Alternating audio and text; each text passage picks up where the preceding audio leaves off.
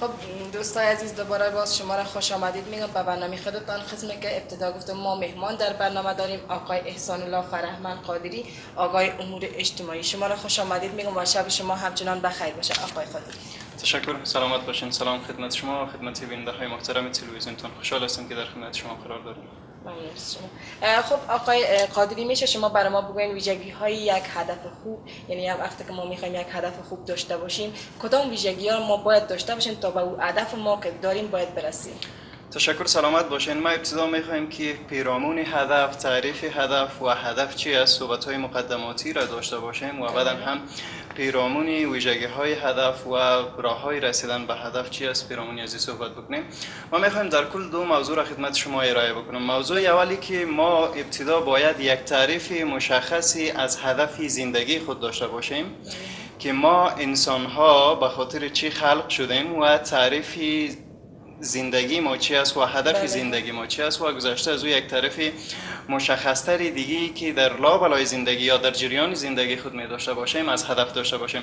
دقیقا اگر ما به زندگی انسان ها توجه داشته باشیم و هدف زندگی انسان ها توجه داشته باشیم و این مسئله را از بود آموزه های دینی و مذهبی و بررسی بگیریم، هدف از زندگی انسان ها ای است که انسان ها به خاطر چی خلق شده و چرا خلق شده، به کجا میره و هدف از زندگی انسان ها چی است. با این اساس من احساس میکنم که این بخش موضوع بخش آموزه های دینی و مذهبی است که خداوند جل جلاله ما را به خاطر چی خلق کرده و در کجا خلق کرده و ما بالاخره در کجا میریم. یعنی در کل آمدن ما در این دنیا و بودن ما در این دنیا و رفتن ما که بالاخره ما از این دنیا میرویم چی است. این یک بود موضوع هدف زندگی انسان هاست. و موضوع بعدی هم اگر تعریف دقیق تری از هدف داشته باشیم، با توجه به اینکه تعریف های متفاوتی از هدف وجود داره، هدف نیاز یا خواسته ای است که انسان او را برنامه ریزی میکنه و به خاطر رسیدن به او تلاش میکنه.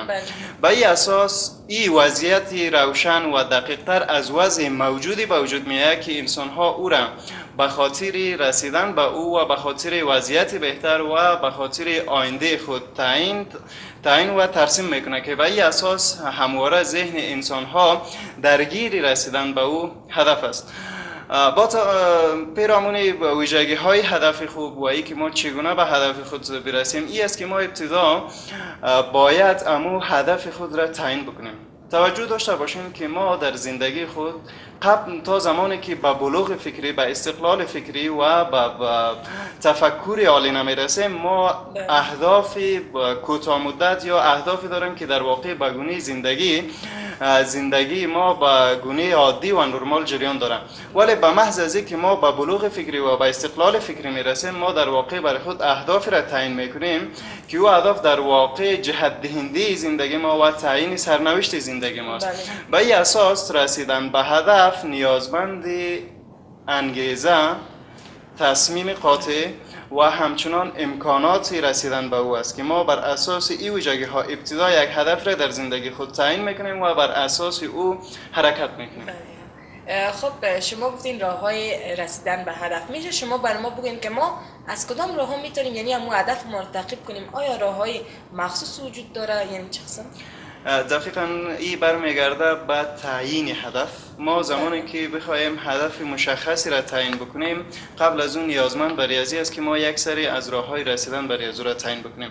ما اگر مثال زنده خدمت شما ارائه بکنیم، اگر ما قرار باشه که هدف سفر بر یک ولایت را داشته باشیم، بخوایم از کابل به مقصد مزار شریف یا هرات سفر کنیم، به این اساس ما احساس میکنیم که باید با ویژگی‌ها و فاکتورهایی که ما را به هرات میرسانه چی نیاز است، بالای از او تمرکز بکنیم و او را برآورده بسازیم و بعدا هم بالای از او اقدام کنیم. به این اساس اهداف‌های متفاوت و مختلفی در زندگی انسان ها وجود داره. اهداف ما مثلا هدف کار و کسب را داریم، هدف تحصیل را داریم، هدف ازدواج را داریم، هدف وظیفه گرفتن را داریم. به همین منوال اهداف مختلفی وجود داره. به این اساس من احساس میکنم با توجه به تعیین موضوع هدف ما، نیازمندی هایی که رسیدن برای از او وجود داره، ما باید بالای از او تمرکز بکنیم و بالای از او کار بکنیم. خب شما میشه بگین که همین مدیریت هدف چی است؟ یعنی هر موضوع، یعنی هر هدف که باید داشته باشد باید یک مدیریت داشته باشد. یعنی خود همین مدیریتش چی است از هدف؟ مدیریت هدف زمانی به وجود میاد که ما ابتدا هدف خود را تعیین بکنیم بله. و بر اساس او هدف تعیین شده معیار زمانی برای از او مشخص بسازیم که ما اهداف کوتاه مدت داریم، میان مدت داریم و دراز مدت داریم. بله. به این اساس زمانی که ما هدف خود را تعیین کردیم، ما این را به گونه‌ای باید مدیریت بکنیم که همواره همه تلاش و سعی و برنامه‌های زندگی خود را به خاطر رسیدن به او روز به روز ما باید بر اساس اسکیجول یا تقسیم اوقاتی که برای از او تعیین میکنیم باید برای از او دقت توجه بکنیم و بالای از او کار بکنیم تا اینکه از طریق از او ما بتونیم به او اهداف ما برسیم.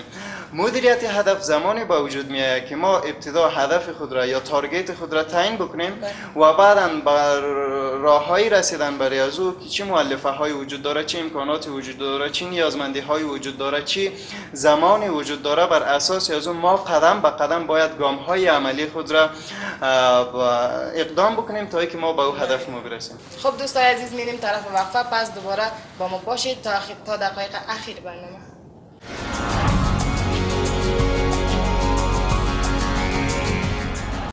خب دوباره دوستان شما را خوش آمدید میگیم به برنامه خودتان، یعنی برنامه شتاب. مهمان ما با ما در برنامه هستند. خب آقای قادری، میشه شما برای ما بگوین که ما چرا باید هدف در زندگی خود انتخاب کنیم؟ ما احساس میکنم اگر ما زندگی هدفمند داشته باشیم و بتانیم بر یک هدف مشترک و مسیر مشخصی در زندگی خود حرکت بکنیم، نیازمند یک هدف است. اگر ما در زندگی خود هدف نداشته باشیم، دقیقاً وضعیت جاری یا وضعیت موجود بالای ما تصمیم میگیره و ما بر وفق وضع موجود در واقع زندگی را پیش میبریم. نه ای که ما زندگی را بر اساس هدف و میلی که خود ما داریم بر اساس از او انتخاب بکنیم. ببینید شما کسایی که در زندگی خود هدف دارن و هدفمند حرکت میکنن، آنها انسان‌های موفقی هستند و در واقع انسان‌های تاثیرگذاری در جامعه هستند. اما او انسان‌هایی که در واقع زندگی خود بدون هدف میگذرانه، در واقع او انسان وقت کشی میکنه و وقت را ضایع میکنه و در عین زمان شرایط وضع موجود و افراد و اشخاصی که در کنار او حضور داره، او در واقع به خاطر رسیدن و دنبال کردن اهداف فردی که همراه از او در ارتباط است با او سپری میشه. یعنی در کل اگر بخوایم خدمتتون صحبت کنم، این که اگر ما در زندگی خود هدف نداشته باشیم و بر اساس اهداف مشخصی حرکت نکنیم، بی تردید که ما به دنبال هدف دیگران هستیم و در عین زمان اوضاع جاری برای ما تصمیم میگیره و ما ناگزیر که زندگی خود را بر اساس وضع موجود سپری بکنیم. خب میشه شما برای ما بگوین که وقتی یک انسان میخواد موفق شود و میخواد به مو هدف خود برسه، آیا همینطور سرسرانه کورکورانه باید پیش بره و یا هم باید یک الگویی به خود انتخاب کنه تا او را راهنمایی کنه تا ببینه که الگویش کدام کارها را انجام داده تا از روی اونمو شخصی که میخواد پیش بره همون کارهایش به پیش ببره؟ ببینین دیدگاه و برداشت های انسان ها با نظر به زندگی، وضعیت زندگی و اهداف زندگی و مکان زندگی که داره زندگی میکنه متفاوت است. به این اساس برمیگرده بر اساس اراده، تصمیم و هدف خود فرد که چگونه میتونه به او اهداف را که از قبل تعیین کرده برای از او برسه. به این اساس یکی از راههای رسیدن دقیقاً الگوبرداری و تقلید آگاهانه و تقلید روشنفکرانه به صورت اساسی کسایی که نسبت به مو اهدافی که تعیین کرده موفق تر بوده و به او رسیده و فرد دیگه هم که میخواد به او اهداف برسه و به او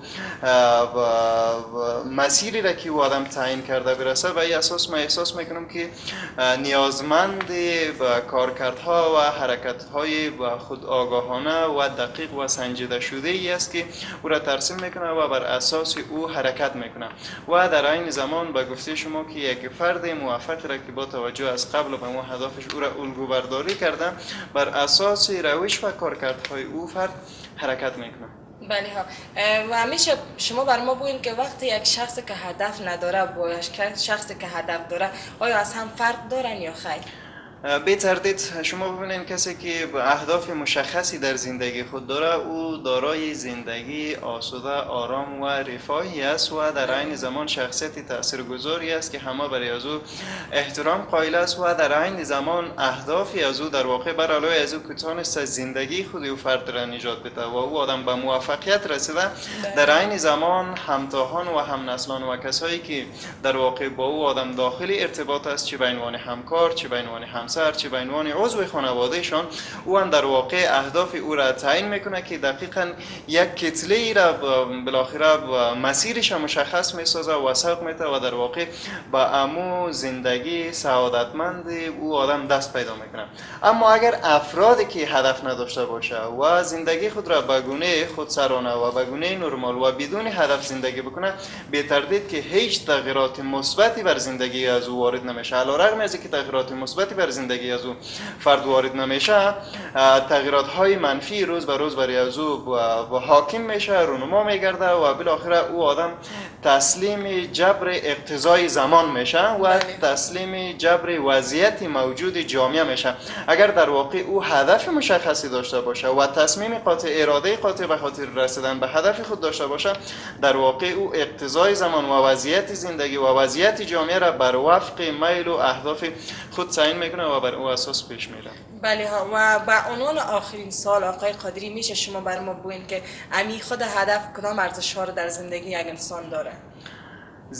ارزش اساسی و بنیادی را که هدف در زندگی انسان ها داره ای است که انسان را به سعادت میرسونه، به خوشبختی میرسونه و به توسعه و ثبات میرسونه. بله ها. تشکر از شما آقای قادری که تشریف آوردید در برنامه. سپاس از شما، تشکر که فرصت فراهم شد تا که لحظه در خدمت شما باشم. تشکر از خب دوستان عزیز، تشکر از شما که تا این دم برنامه با ما بودین. تا هفته آینده که من نیلاب نایب حمیدی در خدمت شما عزیزان قرار میگیرم، شما را به الله منان میسپارم. وقتتان خوش. الله نگهدار.